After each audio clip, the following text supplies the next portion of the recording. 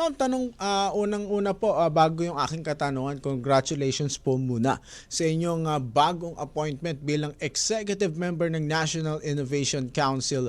Ano po yung mga pangunahing gampanin niyo po dito, Dr. Canlas?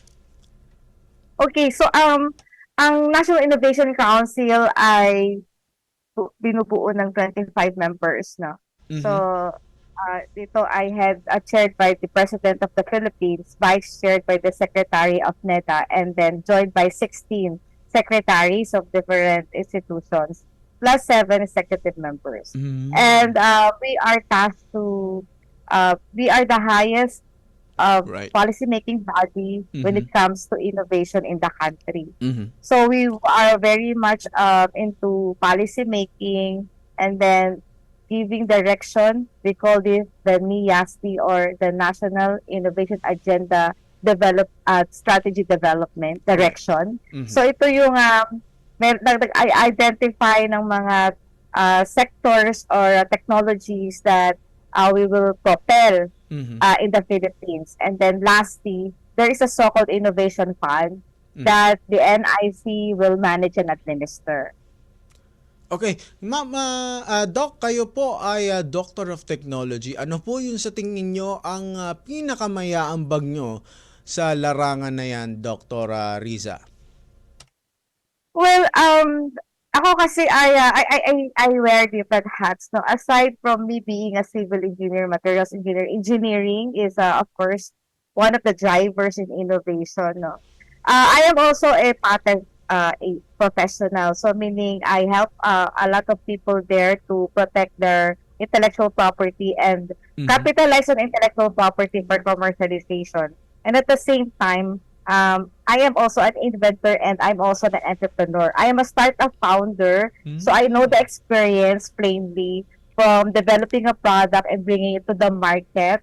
So, kaya yung lahat ng dinaanan ko yung lahat ng kumbaga yung the foot of every stakeholder that is involved in the innovation process.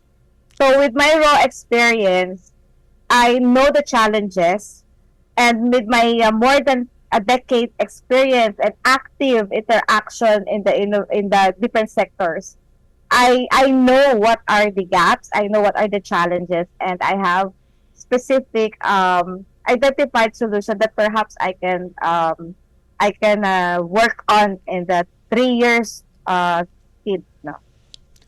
Okay, Dr. Lisa, no?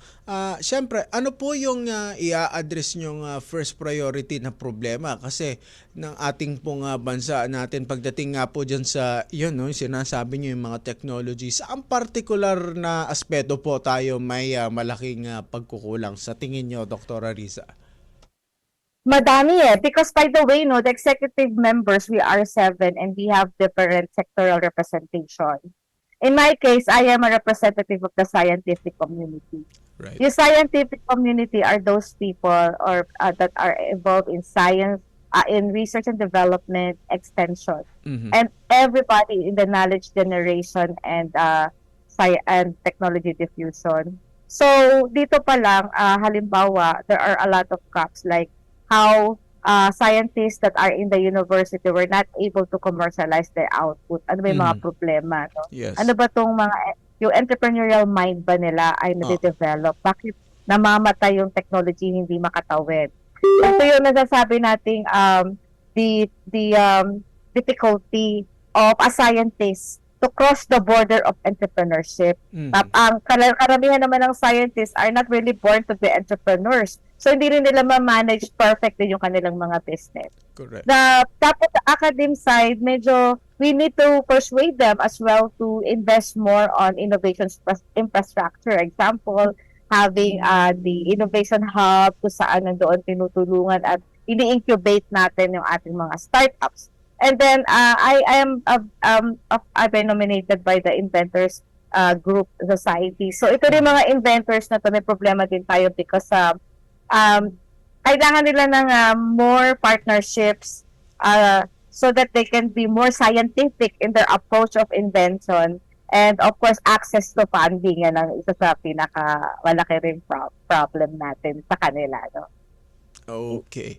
And understand. Eto ma'am, eto Dr. Risa, matapos po kayong harangin kasama ng iba pang executive members from the private sector, inaprobahan na rin ni President Marcos ang National Innovation Agenda and Strategy Document o kaya yung tinatawag, Dr. Risa, na NIASD 2023-2023. Ano po ang yung inaasang magiging epekto nito, Dr. Risa?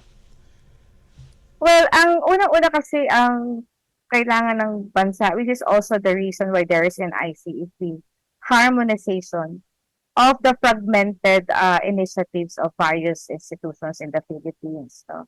So dito pag naglagay na tayo we call it the NIASD. No? With the NIASD, we will be creating more impact kasi nga meron ng upper body na nag-oversee ng everything. Okay, so in other words, target ng Pilipinas, well, maraming target, no? Of course, this is inclusive economic development because if we have many startups and their products will flourish, so definitely maganda sa ekonomiya natin. And of course, making the Philippines to have a better standing when it comes to the so-called Global Innovation Index. So kasi lalamangan na po tayo ng, well, talking of Southeast Asia, no? We are seeing Vietnam going Thailand, no? Right. Going far, no, na mas nauungusan na tayo. So of course, we don't wanna be left behind when it comes to our neighboring Southeast Asia. So kapag nangyari ito, malaki ang magiging impact sa ating ekonomiya.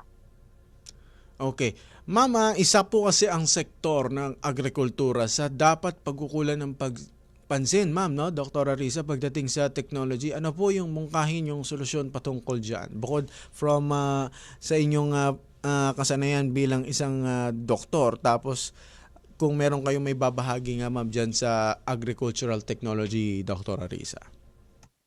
Well, the law itself, by the way, NIC was created by under the Law Republic Act 11293, also known as the Philippine Innovation Act. And the act, no, in itself discuss about agri-related technology.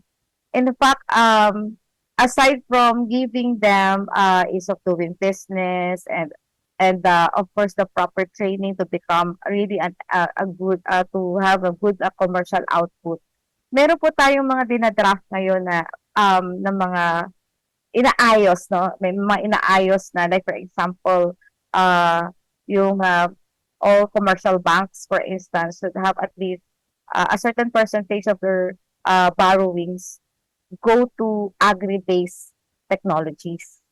Kasi whether we like it or not, the biggest burden or hindrance kaya hindi nagpo-propagate ito is because of lack of funding, no? Now, this is on the national level. Ginagawan talaga nila ng paraan kung paano magkakaroon ng funding, including PPP, of course, the private government partnership, no, na ginagawa natin para din magkaroon ng more access to funding. Pero ako, in my own personal way, I've been doing a lot of creative products coming from agri-based because this is the only way that we can have a sustainable supply for raw materials. Halimbawa, marami na ngayon universities partnering with private sectors trying to develop products from all the crops that we have in the Philippines. Initially, I have a team, malaking team na nagde-develop na ng circular economy on how to convert all the parts of a crop into a valuable product. Dapat wala tayong tinatapon eh. We're talking of using yung the flesh, diba? Yung balat, yung buto, yung dahon, yung trunk. No, however, we can use this into value-adding products. Sa agricultural products, marami tayo dito na products na nabubulok, na hindi na-distribute properly, or nasa-sale na binibenta na sa mababang halaga. Now, if we can allocate at least a percent of that, yung iba, you're gonna sell it fresh. Yung iba naman, we process it into high-value product and using innovation. Kasi sa innovation, kasi creativity di ba? Tapos sinasubscribe sa market for bigger profit. So kapag ganun, we'll be seeing a lot of more exciting agri products around us. Not just for food, by the way.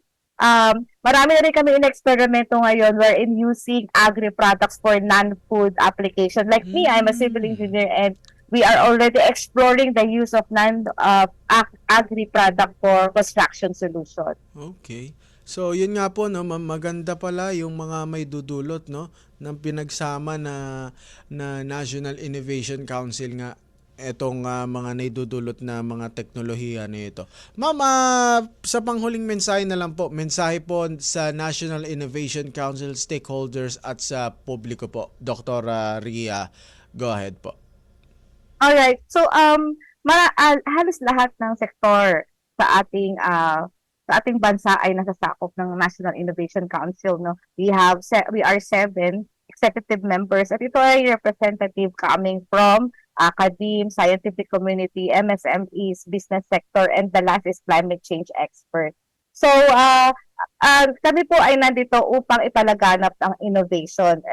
Lahat tayo ay may kakayanan gamitin ang ating mga intellectual, no, yung ating mga ideas, convert it into a more usable Mhm. product, process, business model, and offer it in the market. Right. Sa lahat po ng nakikinig ngayon, if we really wanted to be competitive, if we wanted to have a full-blown life, no, we have to embrace innovation. This is the only way that we will be competitive.